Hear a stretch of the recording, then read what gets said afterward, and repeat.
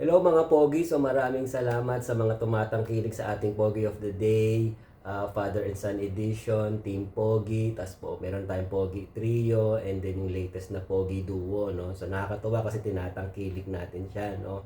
But let us be reminded though that we have to be responsible to those images na sinesend natin kasi napapublicize siya.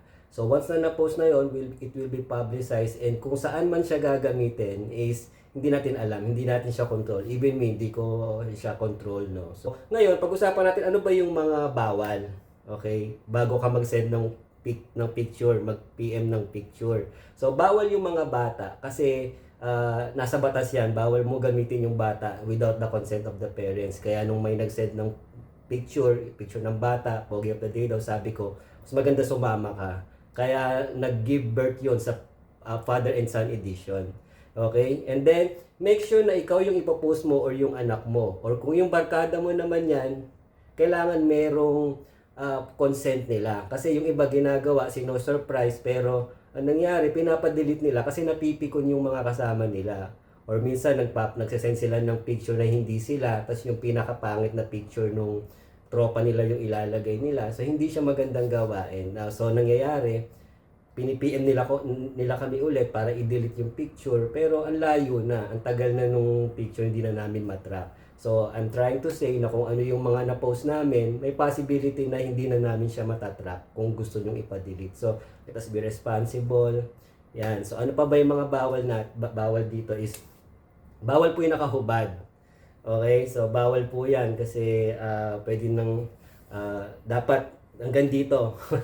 Hanggang dito, di ba? So, kung nasa swimming pool ka naman, sige, okay lang kasi kailangan naman talaga yon.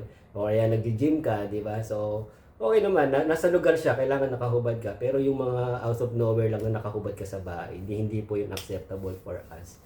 Okay, so bawal po yung may yosi, bawal yung may vape, bawal yung alak, no? Yeah, so, hindi po ni-encourage ni Team Pogi yan kasi gusto natin maging positive yung mood ng community natin. Okay, so let us make sure na hindi ka mukhang babae. Okay, kasi Team Pogi tayo eh. So dapat lalaki yung mga itsura natin, di ba? So dapat wag naman yung super edited na parang mukha ka ng babae.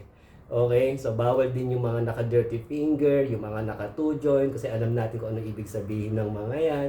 And then, wag po kayong tumawag kasi hindi po namin sinasagot yung mga tawag, no? Okay? And then next is, huwag kayong magpa-follow up. Kasi ang ginagawa po namin, from the oldest message, doon kami nagbe-base ng ipopost namin.